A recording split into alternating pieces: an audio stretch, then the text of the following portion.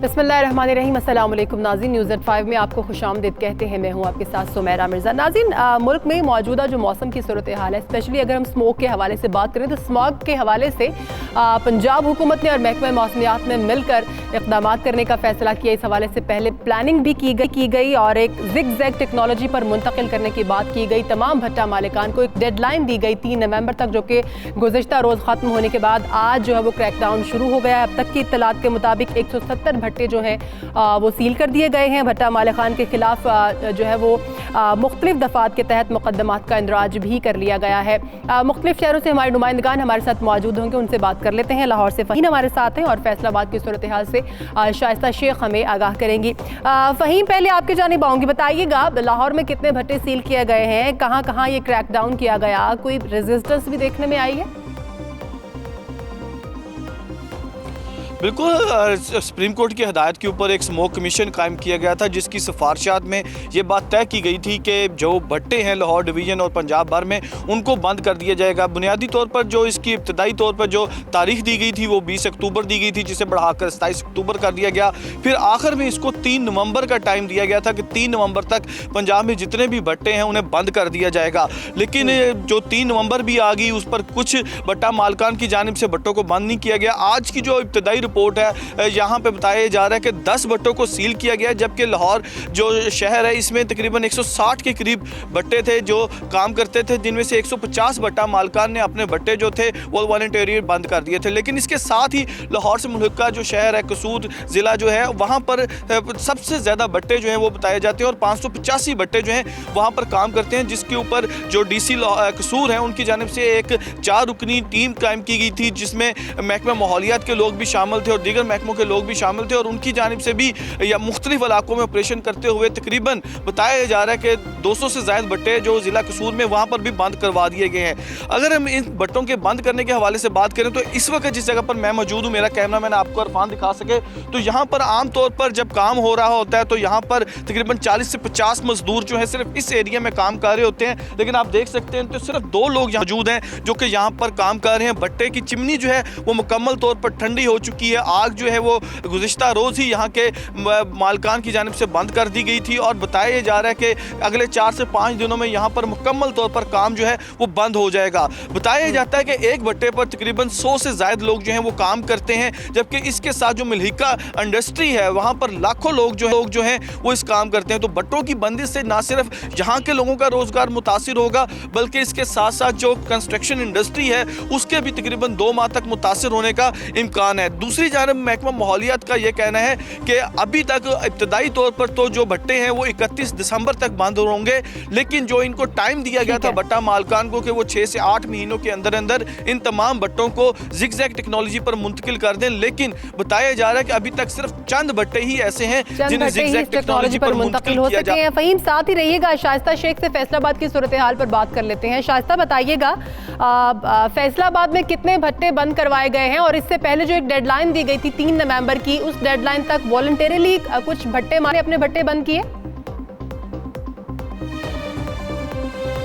जी बिल्कुल, जो आखिरी तारीख भट्टा मालकान को टारगेट दिया गया था कि आप 3 नवंबर तक जो है अपने भट्टों को मुकम्मल तौर पर बंद कर लें। पहले तो ये उनको पहले भी कहा गया था कि अपने भट्टों को बंद कर दें, लेकिन भट्टों पर फिर भी काम चल रहा था, जिसकी वजह से हमें स्मोक जैसे इशू को फेस करना पड़ा। अभी उनको 3 तारीख की डेडलाइन दी गई थी, तो अभी अगर हम देखें तो भट्टों पर जो पक्की ईंट है उसकी तो तैयारी का काम मुकम्मल तौर पर नहीं हो रहा है। इस मामले में जो भट्टा मालकान है वो भी काफ़ी ज़्यादा हुकूमत के साथ, महकमा माहौलियात के साथ ताउन किए हुए हैं। लेकिन अगर हम देखें तो कच्ची ईंट की तैयारी का सिलसिला अभी भी जारी है। भट्टों पर जो कच्ची ईंट है वो अभी भी बनाई जा रही, क्योंकि उनका ये कहना है कि ये फिजाई आलूदगी का इतना ज्यादा बायस नहीं बनती है। लिहाजा हर भट्टे में तकरीबन 500 के करीब फैसलाबाद में भट्टे हैं और हर भट्टे में 300 से ज्यादा जो है मजदूर काम करते हैं। उनका कहना है कि हम इतनी ज्यादा तादाद के जो मजदूर हैं उनके घरों का चूल्हा ठंडा नहीं कर सकते, इसलिए कच्ची ईंट की तैयारी का सिलसिला भी जारी किए हुए हैं। और इसके साथ साथ अगर हम देखें तो महकमा माहौलियात ने उस वक्त एक्शन लिया जब जो पानी जो है सर के ऊपर से गुजर गया।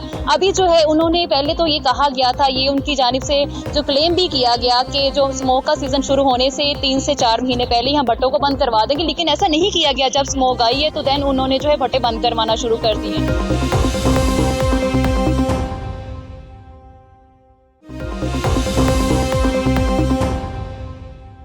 ज़रूर बताइएगा, लोधरा में जो क्रैकडाउन किया जा रहा है, किन इलाकों में किया जा रहा है, कितने भट्टे अब तक सील हो चुके हैं? जी, जिले इंतजामिया लोधरा की तरफ से लोधरा की तहसील दुनियापुर, कहरोड़पका, लोधरा में भट्टा मालकान के खिलाफ जो क्रैकडाउन है इंतजामिया की तरफ से वो शुरू कर दिया गया है। लेकिन क्रैकडाउन के साथ ही जो भट्टा मालकान ने तो भट्टे बंद कर दिए, लेकिन उनके साथ वाबस्ता जो मजदूर थे उनके चूल्हे ठंडे हो गए हैं। मेरे साथ काफ़ी सारे मजदूर यहाँ थे, उन्होंने यही मुतालबा किया है कि हम अब क्या रोजगार करेंगे। हम अगर मैं एक कमाने वाला हूँ तो मेरे 5-5, 6-6 बच्चे हैं, मैं उनको लेके कहाँ जाऊँगा।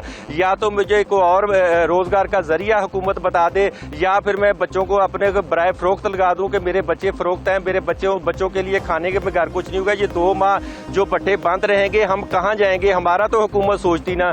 भट्टे बंद होने के साथ साथ एक तो तामीराती काम से वाबस्ता जो दीगर शोबे हैं वो बिल्कुल ठप होकर रह जाएंगे। उसके साथ साथ अगर बात करूं तो अपना कंस्ट्रक्शन के दरवाजों का, खिड़कियों का, वो सारा काम बंद हो जाएगा। उसके साथ साथ ये अकेले भट्टे पे मजदूर काम करने वाले वो ही बेरोजगार नहीं होंगे, इसके साथ साथ और भी बहुत से लोग हैं वो बेरोजगार हो गए।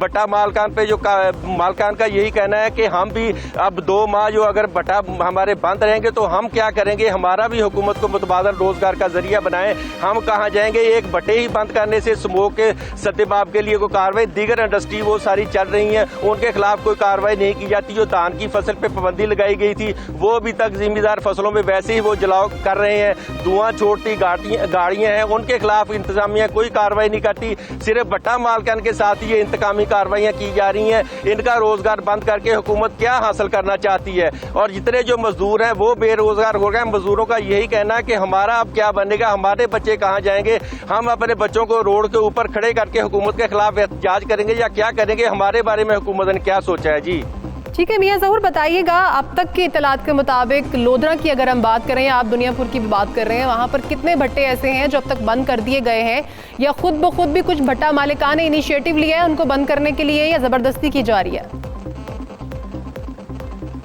ये हुकूमत ने पहले इनको नोटिस जारी किए थे तो अपना एक माह कबल भी के भट्टे आप बंद कर दे, उस वक्त भी भट्टे बंद कर दे। लेकिन जनूबी पंजाब में अगर बात करूं स्मोक की, तो जनूबी पंजाब में अभी स्मोक की कोई सूरत हाल ऐसी नजर नहीं आ रही जिसकी वजह से कोई भट्टा मालकान को कहा जाए कि ये भट्टा बंद कर दें, क्योंकि स्मोक की अभी जनूबी पंजाब में कोई ऐसी लहर हमें देखने में नहीं आ रही। हुकूमत जल्दबाजी में ऐसे फैसले करती है जिसकी वजह से एक तो पूरा मुल्क माशी तौर पर बहरान का शिकार है, दूसरी तरफ जो हुकूमत है अपनी ऐसी नाकस पॉलिसियों की वजह से भट्टा मालकान को भट्टे को बंद करके इससे वाबस्ता जो मजदूर हैं उनके घरों में फाका कशी पर मजबूर होंगे। वो बेचारे किधर जाएंगे? वो भी कोई ना कोई मुतबादल उनके रोजगार नहीं होगा, वो मजदूरी करेंगे, कहाँ करेंगे? कम अज कम हुकूमत अगर इस लेवल पे बात करती तो उनके लिए भी तो कोई मुतबादल रोजगार कायम करती ना। लेकिन जहाँ अगर देखा जाए तो यहाँ भट्टा मालकान का उनको जो डेडलाइन दी गई थी उसके ऊपर उन्होंने मुकम्मल अमल दरामद करते हुए अपने जो भट्टे हैं वो बंद कर दिए हैं। जी ठीक है मियां ज़हूर, बहुत शुक्रिया आपका, इस तमाम सूरत हाल पर आप हमारे मौजूद थे।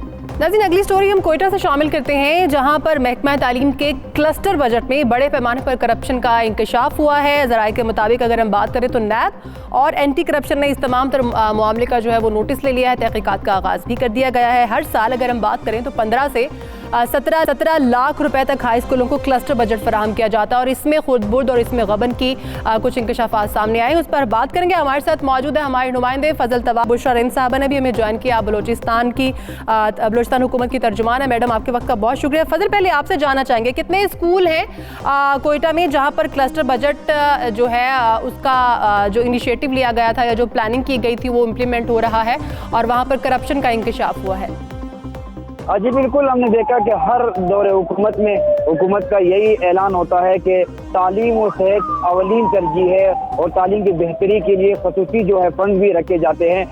मगर बदकिस्मती से पहले जो था डायरेक्टर, जो एजुकेशन का डायरेक्टरेट था, वहाँ से बलूचिस्तान बर और कोयटा के जो स्कूल्स है उनको फंड रिलीज किए जाते थे, जिसमें खुर्द-बुर्द हुआ और माली बेज़ाब्तियात सामने आई और मुश्किलात सामने आई, जिसके बाद क्लस्टर बजट का रूल जो है वो कायम किया गया। और क्लस्टर बजट के तहत जो है जो हाई स्कूल है कोयटा में, जो तकरीबन कोई 1500 से ज्यादा हाई स्कूल ऐसे हैं जिन्हें बजट जो है वो रिलीज किया गया। तकरीबन कोई 15 से 17 लाख रुपए का जो सालाना बजट है हर हाई स्कूल को फराहम किया गया कि हाई स्कूल के हदूद में जो मिडिल और प्राइमरी स्कूल आते हैं उनमें पढ़ने लिखने के लिए चाक, ब्लैक बोर्ड, टास्क और दीगर जो जरूरियात की अशिया है उन स्कूलों में फराहम किया जाए। मगर बदकिस्मती से बड़े पैमाने में इसमें करप्शन हुई है और अवामी शिकायत और दीगर शिकायत मौसूल होने के बाद एंटी करप्शन अब सरगर्म हो गई है और बाकायदा अब तहकीकात का आगाज कर दिया गया है। यहाँ पर मैं ये भी गोशगुजार करूँ कि इससे कबल भी हमने देखा कि बेज़ाब्तियाँ हुई थी, तो कोयटा शहर के जो 6 स्कूल के सरबराहान हेडमास्टर्स है उन्हें मुअत्तल भी किया गया था। कमेटी भी बनाई गई थी तहकीकात के लिए, मगर वो रिपोर्ट और तहकीकाती जो कमेटी की रिपोर्ट है वो अब तक नहीं आई। ठीक है फजल, आप साथ रहिएगा, आपसे मजीद भी इस पर बात करते हैं। बुशरा साहब फरमाइएगा, आप सूबाई हुकूमत की तरफ से एक बहुत अच्छा स्टेप लिया गया, ये बड़ा एक अच्छा आइडिया था कि फंड्स की फराहमी या बजट की फराहमी, फंड्स इशू का जो मामला है या वो जो एक मुश्किल है उसको फेस ना करना पड़े तमाम स्कूलों को। ये एक बड़ा अच्छा आइडिया था क्लस्टर बजट का, लेकिन फ्लॉप होता है इसलिए दिखाई दे रहा है कि चेक एंड बैलेंस नहीं किया जाता है इसके ऊपर। क्या कहेंगे, क्या वजूहात है? देखिए, इसकी मेन वजह यही है कि हम लोग फंड्स तो रिलीज कर देते हैं, ना प्रॉपर कोई उस पर चेक एंड बैलेंस होता है, ना कोई कमेटीज बनाई जाती हैं और ना प्रॉपर गवर्नेंस होती है। जहां गुड गवर्नेंस की बात आती है तो वहां पर चीजें और इदारे जो हैं वो प्रॉपर चलते हैं, प्रॉपर कारकर्दगी दिखाते हैं।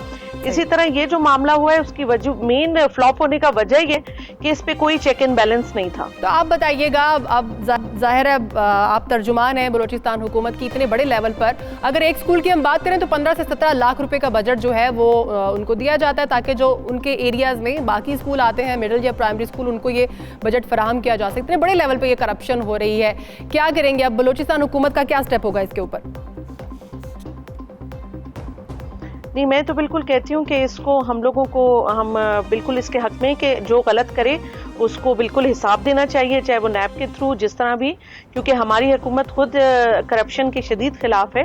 हमारी अवलीन तरजीहात में से ये भी शामिल है कि हम करप्शन के शदीद खिलाफ है और हम नहीं चाहते कि हमारे बलूचिस्तान जो गरीब एक सूबा है और जहाँ पर पहले से 70% बच्चे स्कूलों से बाहर हैं और कितने स्कूल छतों और दीवारों के बगैर हैं और बच्चे खुले आसमान के तले तालीम हासिल करें और उनके साथ ये ज्यादती हो कि जो थोड़ा बहुत बजट भी जो इनको मिलता है वो इस तरह गलत लोगों के हाथों में चला जाए। तो इसकी शदीद अल्फाज में मैं मजम्मत करती हूँ कि बिल्कुल इसको एंटी करप्शन को इस पे बिल्कुल हाथ डालना चाहिए और इस तरह लोगों को कैफे किरदार तक पहुँचाना चाहिए। अच्छा बुशरा साहब, एक यहाँ पर बड़ी तशवीशनाक बात ये है कि बड़े अच्छे मंसूबे जो हैं वो लगा दिए जाते हैं, इम्प्लीमेंट भी हो जाते हैं, लेकिन करप्शन, अगर हम यहाँ पर स्कूलों के लेवल की बात करें तो करप्शन यहाँ पर स्कूलों के लेवल पर हो रही है, लेकिन ऊपर का जो लेवल है जहाँ से इनका ऑडिट होना होता है, जहाँ से इनका चेक एंड बैलेंस होना होता है, वहाँ पर जो है वो इग्नोरेंस का मुजाहरा किया जाता है। करप्शन तो एक साइड पे रही, वो तो निचले लेवल पे हो रही है, ये जो इग्नोरेंस का मुजाहरा है ये किया जाता है। इसकी क्या वजह है, क्यों हुकूमतें इन तमाम मामलात को इग्नोर करती हैं जहाँ पर सूबाई बजट भी जो है वो वेस्ट हो रहा है और करप्शन की नजर हो रहा है, बजाय के बच्चों पर लगे, बजाय के स्कूलों पर लगे? वजह क्या है? देखिए, उसकी सूरत हाल तो आप ये देख लें कि जिन्होंने माजी में चाहे एजुकेशन से खेला है या हेल्थ से खेला है, वो उनका नाम और निशान ही मिट गया है। उन गवर्नमेंट क्या वो पार्टीज ही ना रही और ना उनका कोई नुमाइंदा रहा। तो अगर हम इसी तरह से खिलवाड़ करते रहे तो जो भी लोग होंगे वो ना उनका नाम बाकी रहेगा ना उनकी पार्टी का नाम बाकी रहेगा। तो ये मैं कहती हूँ माजी में बहुत ज्यादती हुई है हमारे सूबे के साथ, हमारे बच्चों के साथ। ये हमारे हकूक थे जिनके साथ खेला गया है, जिसकी मैं शदीद मजम्मत करती हूँ, क्योंकि मैं खुद एजुकेशनिस्ट हूँ। मुझे बड़ी तकलीफ होती है जब मैं एजुकेशन के साथ इस तरह की कोई चीजें होती हैं और मुझे सुनने को या देखने को मिलती हैं। तो इसमें मैं कहती हूँ कि हमारी गुड गवर्नेंस और ये कमेटी सिस्टम बहुत जरूरी है जो चेक एंड बैलेंस रखे, ताकि किसी को डर हो कि भाई अब ये फंड मिला है तो हमें इसका जवाबदेह होना है और कोई टीम आएगी और हमें चेक करेगी, हमारे स्कूल को चेक करेगी। ठीक है, बहुत शुक्रिया बुशरा साहब, आप हमारे साथ मौजूद थे, हमारे नुमाइंदे भी हमारे साथ मौजूद थे, कभी बहुत शुक्रिया।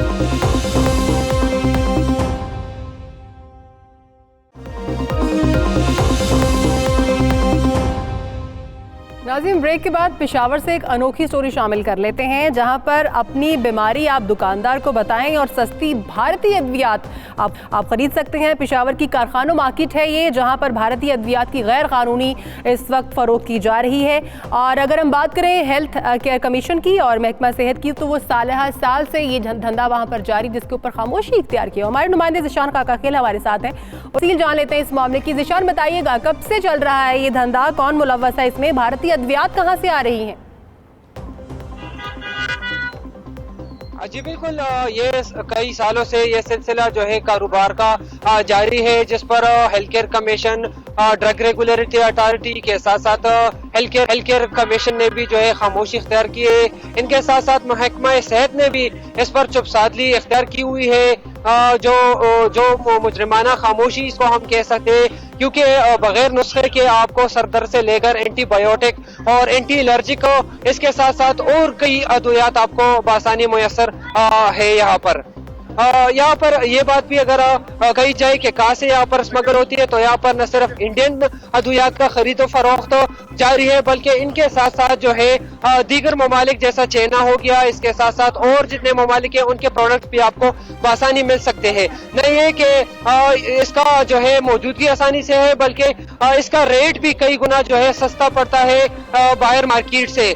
अगर बात की जाए एक एंटीबायोटिक की, जिसकी कीमत बाहर मार्केट में 400 रुपए है, तो वो आपको 200 से भी कम यहाँ पर मिल सकता है। और यहाँ पर जो काबिल जिक्र बात है वो ये है कि यहाँ पर जितने भी मेडिसिन का कारोबार करने वाले हैं, न तो इनके पास मेडिकल का जो है डिप्लोमा है, न ये फार्मासिस्ट है, और न इनके जो मेडिकल स्टोर है वो रजिस्टर है। आपको ये भी बताता चलूं कि यहाँ पर जितने भी मार्केट है, जितना मार्केट है, इसमें ज्यादातर जो है अफराद अफगानी है, और ये जो अद्वियात प्रेस्क्राइब करते हैं वो भी ज्यादातर अफगानी प्रैक्टिशनर डॉक्टर होते हैं, जो इसमें ज्यादातर वही लोग जो है इसको प्रेस्क्राइब करते हैं। अच्छा ज़िशान, एक और बात बताइएगा कि जो भारतीय अद्वियात होती है उनकी कीमत तो वैसे ज्यादा होती है। अगर हम मार्केट में जाएं, बाकी मेडिकल स्टोर्स पे जाएं, रजिस्टर्ड जो मार्केट मेडिकल स्टोर्स होते हैं, यहाँ पर कम कीमत में क्यों दस्तयाब है? कोई स्मगलिंग में मुलव्वस तो नहीं है ये तमाम एरिया? ये जी बिल्कुल, एक तो ये है कि स्मगलिंग किया जा रहा है क्योंकि इस पर एक एक्स्ट्रा टैक्सेस नहीं है। ड्रग एक्ट जो 1976 में बना है उसके साथ ये रजिस्टर्ड नहीं है, ना ये मेडिकल स्टोर रजिस्टर्ड है, ना ये अद्वियात रजिस्टर्ड है, तो इस पर किसी किस्म का एक्स्ट्रा टैक्स नहीं है। एक तो यही वजह है। दूसरी जो इसमें सबसे बड़ी बात है वो ये है कि ये जो स्मगल किए जाते हैं तो वहाँ पर जो दीगर ममालिक है उसमें इसका रेट कम होता है बनिस्बत पाकिस्तानी अद्वियात के, चूंकि पाकिस्तान के जितने भी प्रोडक्ट्स होते हैं वो इसके निस्बत महंगे होते हैं। इसी वजह से जो मरीज होते हैं वो इस पर ज्यादा तरजीह देते हैं कि वो इस किस्म के अद्वियात मार्केट से ले ले। और आपको ये बात भी बता दूं कि यहाँ पर ज्यादातर लोग जो है बगैर डॉक्टर के साथ डिस्कस किए हुए वो चले जाते हैं, अपनी बीमारी बताते हैं, और ये लोग जो है इनको अपनी मर्जी के मुताबिक अद्वियात देते हैं। और इसमें भी जब हम खुद चले गए, हमने खुद इस सारे प्रोसेस को एग्जामिन किया, तो आपको एक ही मेडिसिन के जो है मुख्तलिफ प्रोडक्ट्स आपको वो देंगे। मिसाल के तौर पर दर्द की गोलियां। एक और बात जानना चाहूंगी, ये बताएगा कि कितने मेडिकल स्टोर्स हैं जो इस तरह से अद्वियात फरोख्त कर रहे हैं कारखानों मार्केट में, और हेल्थ केयर कमीशन और महकमा सेहत भी क्या इसके अंदर इन्वॉल्व है, जो कोई कार्रवाई नहीं की जा रही? जी अगर बात की जाए दुकानों के, तो यहाँ पर तकरीबन 30-35 से ज्यादा दुकानें हैं, बल्कि दुकानें नहीं, पूरा एक मार्केट है। यहाँ पर जो है पूरा बिजनेस होता है। यहाँ पर लोग आते हैं, न सिर्फ छोटे लेवल पर जो है अद्वियात लेते हैं, बल्कि स्मगल भी करते हैं। इसके पेशावर के साथ जो मोहल्ले का इलाका जाते हैं वहाँ पर दवाई ले जाकर जो है छोटे दुकानों में फरोख्त करते हैं। अगर बात की जाए हेल्थ केयर कमीशन की और महकमा सेहत की, तो पेशावर में बहुत शुक्रिया, आप हमारे साथ मौजूद हैं। इसी पर हम बात करेंगे। एहसानुल्लाह साहब हैं, जनरल सेक्रेटरी हैं केपी फार्मेसी एसोसिएशन के। सर, आपके वक्त का बहुत शुक्रिया। सर, आपने सुना होगा, यकीनन आपके नोटिस में भी होगा, 30 से 35 दुकानें हैं कारखानों मार्केट में, गैर कानूनी भारतीय अद्वियात यहाँ पर सेल की जाती हैं, और कोई प्रिस्क्रिप्शन नहीं है, कोई प्रिस्क्राइब दवाई यहाँ पर फरोख्त नहीं की जा रही है। क्या वजह है सर? महकमा सेहत क्यों खामोश है इसके ऊपर? जी थैंक यू सो मच। सबसे पहले तो मैं आपका शुक्रिया अदा करता हूँ कि आपने इस इम्पोर्टेंट पॉइंट को हाईलाइट किया। लेकिन अगर हम मैं ज़िशान की बातें सुन रहा था, अगर हम देखें जो एरिया है कारखानों मार्केट जो है, ये एक ऐसी एरिया है जिसको हम नो गो एरिया कह सकते हैं, जो पेशावर से ऑलमोस्ट बाहर आता है। और वहाँ पे जिस तरह उन्होंने कहा कि ज़्यादातर अफ़गानी सिटीज़न मौजूद है, वहाँ पे सिर्फ इंडिया मेडिसिन की बात नहीं है कि सिर्फ इंडियन मेडिसिन अवेलेबल है या जो स्मगल्ड या इम्पोर्टेड मेडिसिन है वो अवेलेबल है। वहाँ पे सारा जो कारोबार है वो इस तरह होता है, चाहे वो कपड़े का हो चाहे कोई दूसरा कारोबार हो। और वहाँ पे बाकायदा जो एजेंसीज़ है, यहाँ ये FIA है या हमारी हेल्थ अथॉरिटी की जो एजेंसीज़ है, वो बाकायदा वहाँ पे कभी कभार इंस्पेक्शन करते हैं, लेकिन वहाँ पे उनको इतनी हर्डल्स होती है कि वो इंस्पेक्शन कोई कारगर या कोई कामयाब नहीं हो सकती। एहसानुल्लाह साहब, यहाँ पर मैं आपको रोकना चाहूंगी। आपने बात की कि बाकी सामान भी यहाँ पर स्मगल शुदा होता है, कपड़ा है या जो भी और कॉस्मेटिक्स वगैरह है, उनका इतना इशू नहीं है, वो तो एक स्मगलिंग के उसमें जुमरे में आता है ना। लेकिन ये तो मेडिसिन है, ये अद्वियात हैं, लोगों की जान का मामला है, यहाँ पर लोगों की सेहत का मामला है। जी मैं आ रहा हूँ जी मैं आ रहा हूँ इस तरफ। तो जो बिल्कुल जी मेडिसिन इस तरह है कि इसको अगर हम एक आम कमोडिटीज़ या आम टॉफ़ीज़ और कैंडीज़ की तरह नहीं है, ये मेडिसिन है और इंसान के जिस्म में जाके इसने इफेक्ट शो करना है। तो ये बहुत ही तशवीशनाक बात है। लेकिन जिस तरह मैंने अर्ज़ किया कि एक नो गो एरिया के तौर पर कंसिडर किया जाता है, वहाँ पे न ड्रग एक्ट का कोई निफाज है, वहाँ भी बल्कि इवन वहाँ पे ऐसे स्टोर्स भी नहीं है, बल्कि छोटे छोटे केबिन्स में लोगों ने मेडिसिन रखे हुए हैं और मोस्टली इम्पोर्टेड मेडिसिन है, इंडियन मेडिसिन है, वहाँ पर रखे जाते हैं। लेकिन सबसे जो तशवीशनाक बात यह है कि वो फिर इनका इस कारखानों मार्केट से वो इन्फिल्ट्रेट हो रही है पूरी सूबे में। असल जो तशवीश की बात है वही है कि वो किस तरह पूरी सूबे में जो इन्फिल्ट्रेट हो रही है और फिर वो गांव में जो फेरेफ्रीज है वहाँ पे मेडिकल स्टोर में जाके फिर ये फरोख्त हो रहे हैं। तो इसके हवाले से फिर वो पूरी सूबे में जो है वो उनकी सर्कुलेशन होती है। लेकिन जो अहम बात उन्होंने जिक्र की है कि जो विदाउट प्रिस्क्रिप्शन मेडिसिन की अवेलेबिलिटी है या जो अनरजिस्टर्ड मेडिसिन है, ये सिर्फ कारखानों मार्केट तक लिमिटेड नहीं है। ये हमारे जो सूबा है, जो प्रोविंस है या जो मेन सिटीज़ है, उसमें भी जो है अनरजिस्टर्ड मेडिसिन अवेलेबल होते हैं। और जो विदाउट प्रिस्क्रिप्शन का जो वो है, सारे हर किस्म के अद्वियात आपको विदाउट प्रिस्क्रिप्शन मिल सकते हैं। इवन आपको जो नारकोटिक्स की मेडिसिन है वो आपको विदाउट प्रिस्क्रिप्शन मिल रहे हैं। तो ये यकीनन बहुत ही तशवीशनाक बात है और हेल्थ रेगुलेटरी अथॉरिटी को इस पे काम करना चाहिए। पॉलिसीज़ मौजूद है, ड्रेप एक्ट जो हमारा 2012 में बना है, उसके अलावा जो हमारा ड्रग एक्ट है 1976 है, तो मौजूद है लेकिन इम्प्लीमेंट नहीं किया जाता, फॉलो नहीं किया जाता। उनको बहुत शुक्रिया एहसानुल्लाह साहब, आप हमारे साथ मौजूद हैं।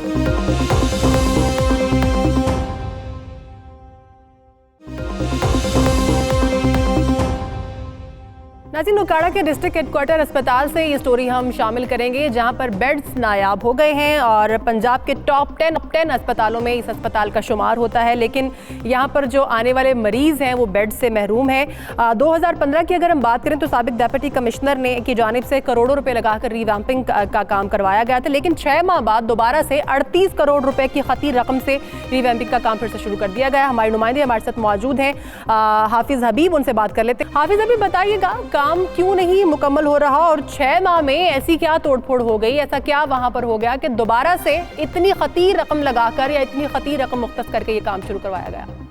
जी सुमेरा, ये 2015 में जो है यहाँ पर जो उकाड़ा के डिप्टी कमिश्नर थे सकरात अमान राना, उनकी जानिब से जो है 12 करोड़ रुपए लगाकर जो है GHQ अस्पताल उकाड़ा का जो रैम्पिंग का काम था वो मुकम्मल करवाया गया।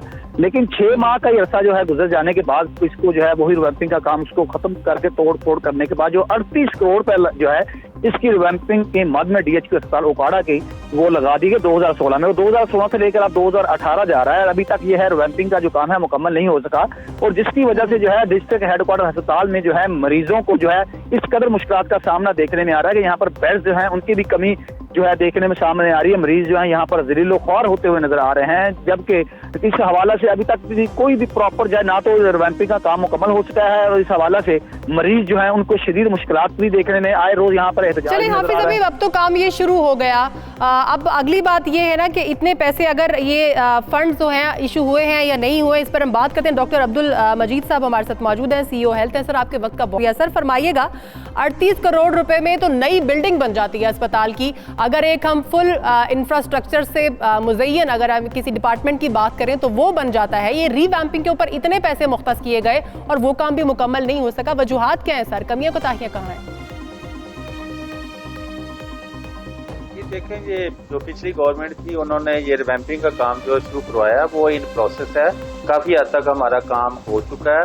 ये कहना कि हमारे बेड्स कम हो गए हैं ये गलत है। हमारे 260 बेड पहले थे वही हैं, इवन बल्कि हमारे एमरजेंसी में बेड जो है वो पहले 60 थे, अब 84 हो गए हैं, यानी 84 हो गए हैं। कुछ प्रॉब्लम्स हैं जो यहाँ डिस्कस करने वाले हैं, जैसे हमारा सीवरेज सिस्टम है वो 35 साल पुराना है, चौक हुआ पड़ा है, तो उसकी जो एडमिट ब्लॉक वाली साइड है या ब्लड बैंक वाली है या थिएटर वाली है वो आईडैप ने ठीक करना था, लेकिन अभी तक उन्होंने नहीं किया। ये हमारा जो मनसूबा है या जो हमारा ये काम है नामुकम्मल है। इसी तरह आईडैप वालों ने लेबर रूम और फिजियोथेरेपी डिपार्टमेंट में रिवैम्पिंग करनी थी, वो भी अभी दरमियान में ही है, इन प्रोसेस है। तो मतलब कि इसके लिए हम उन्हें डॉक्टर साहब आपने कहा कि बेड्स यहाँ पर जो है वो काफ़ी हैं यहाँ के मरीजों के हवाले से, लेकिन यहाँ पर हमने खुद देखा है, हमारे पास फुटेज है कि बहुत से मरीज ऐसे हैं जिन्हें सेहन में लिटाया जाता है, वहीं उन्हें तिब्बी इमदाद दी जाती है ड्रिप लगाकर, वहीं से उन्हें घर भेज दिया जाता है। तो इसके ऊपर तवज्जो देने की बजाय रीवैम्पिंग का काम बार बार शुरू कर दिया जाता है, तरजीहात में क्यों नहीं है जो अहम मसाइल है वो?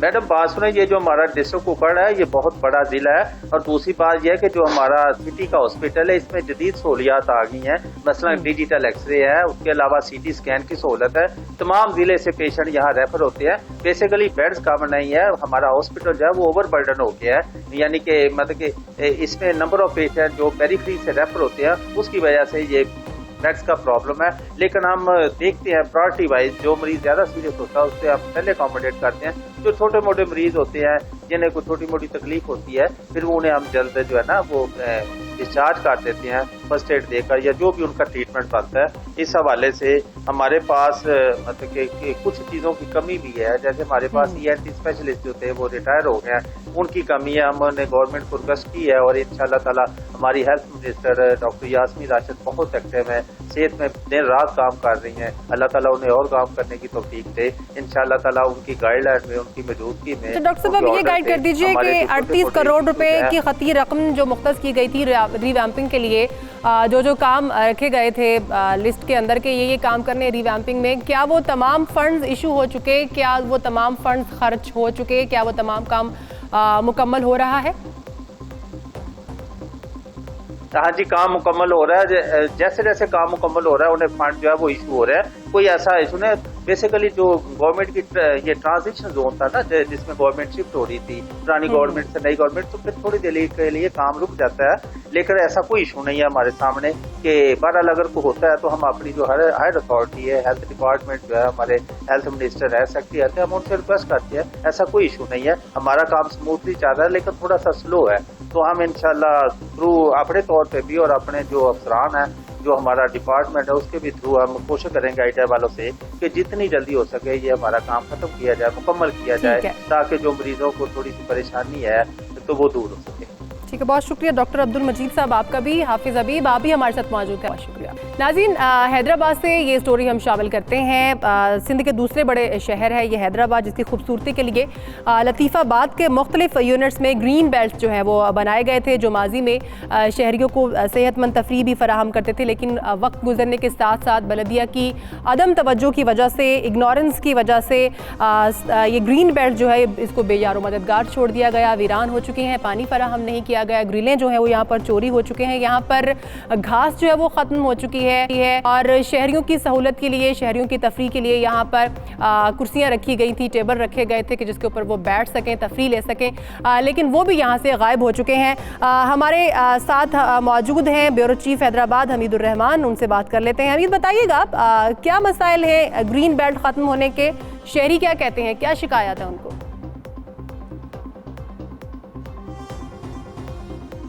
जी बिल्कुल, हैदराबाद सिंध का दूसरा बड़ा शहर वैसे तो लातादाद मसाइल का शिकार है, लेकिन हैदराबाद की बदकिस्मती ये है कि हैदराबाद में जो तफरीही मकामात थे वो भी बिल्कुल तबाह हो चुके हैं। जो रहे सही जो ग्रीन बेल्ट के इलाके थे हैदराबाद में, खासतौर पे लतीफ़ाबाद की अगर हम बात करें तो यहाँ पर खूबसूरत ग्रीन बेल्ट हुआ करते थे, लेकिन बल्दिया आला हैदराबाद की अगर हम बात करें या जिला इंतजामिया का जिक्र करें तो इनकी अदम तवज्जोही की वजह से तमाम ग्रीन बेल्ट मुकम्मल तौर पर तबाह हो चुके हैं।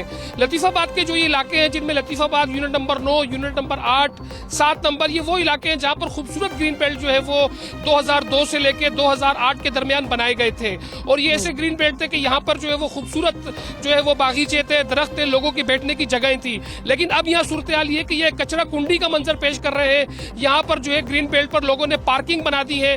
बास ग्रीन बेल्ट ऐसे हैं जहाँ पर लोगों ने नाजायज जो है वो इंक्रोचमेंट कायम की हुई है, दुकानें बना दी है। तो इस वक्त सूरत हाल ये कि जो हैदराबाद के खूबसूरत ग्रीन बेल्ट थे ये भी जो है वो मुकम्मल तबाही से दो चार है।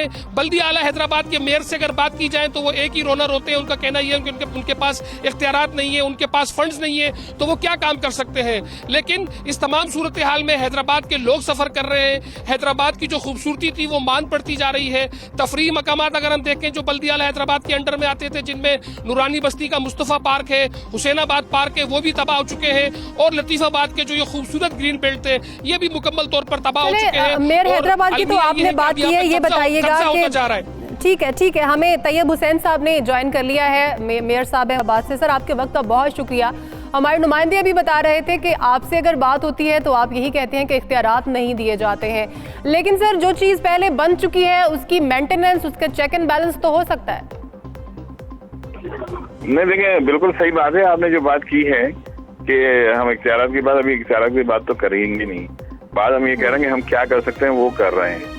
और मैं आपको बिल्कुल उससे बात कर रहा हूँ कि इस वक्त जो हम गवर्नमेंट की तरफ से किसी इमदाद की जो कोशिशें हम कर सकते थे ना होने के बावजूद भी अभी मैं 26 करोड़ रुपए के NIT के अंदर 96 यूसीज को मैं इन तमाम चीज़ों में एंगेज कर रहा हूँ कि हर इलाके वाइज छोटे छोटे काम, बरसों से नालियाँ, क्रॉस, दीगर चीज़ें नहीं बनी जहाँ पे थोड़ा ब्यूटिफिकेशन का काम है।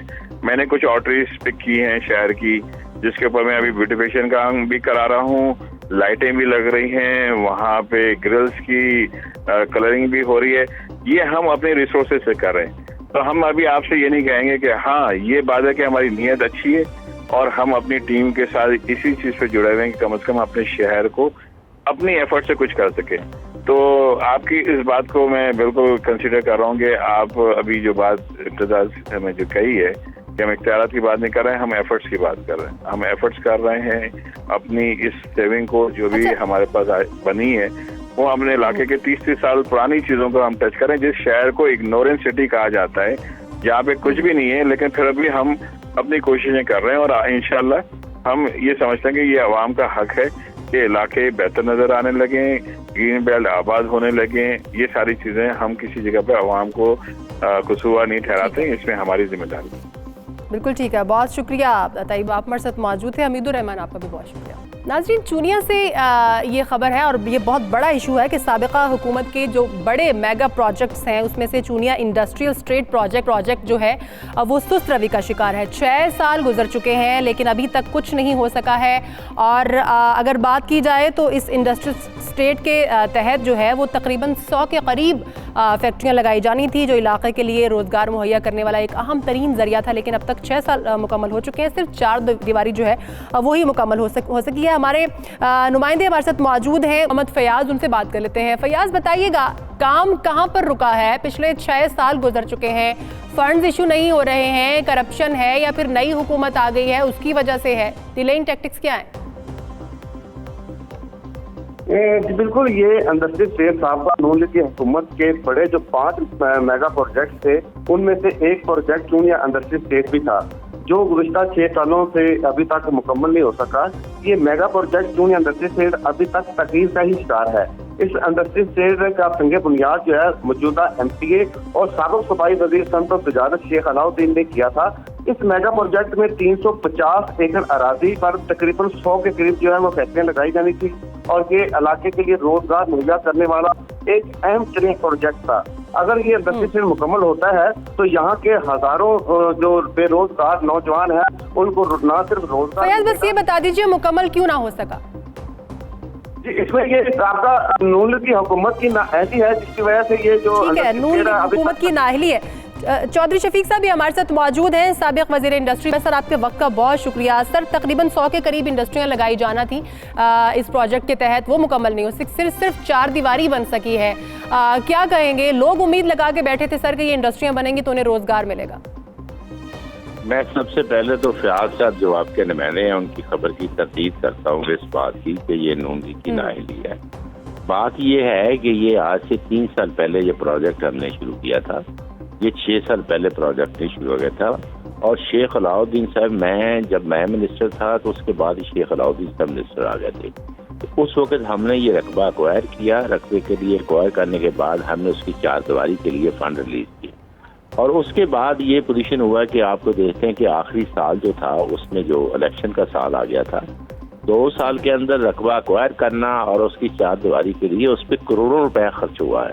ये नहीं है कि मतलब कि वो उसको मतलब कि ऐसे छोड़ दिया, लेकिन है कि इस दफा जो ये बजट जो आया है इसमें ये बदकिस्मती है कि उसने हमारे तमाम इंडस्ट्री स्टेट के जितने प्रोजेक्ट थे जो अपने पैडमेक के थ्रू चल रहे थे उसके लिए 1 रुपया भी नहीं रखा, उसे बिल्कुल जीरो कर दिया है। और आप इससे अंदाजा लगा सकते हैं कि ये पीटीआई की हुकूमत जो है ये अपने इंडस्ट्रीज के लिए, सनतकारों के लिए उनकी क्या सोच है, क्या फिक्र है, वो क्या काम करने चाहती है। और ये मैं समझता हूँ ये नाअहली है। चलिए सर, सारी हुकूमतों को अपनी जिम्मेदारियां जो है वो पूरी करना चाहिए क्योंकि यहाँ पर आवाम के भले की बात होती है। बहुत शुक्रिया चौधरी शफीक साहब, आप मोहम्मद फयाज आप भी हमारे साथ मौजूद थे, आपका भी बहुत शुक्रिया। आज के प्रोग्राम से इतना ही। सुमैरा मिर्जा को इजाजत दीजिए, अल्लाह हाफिज।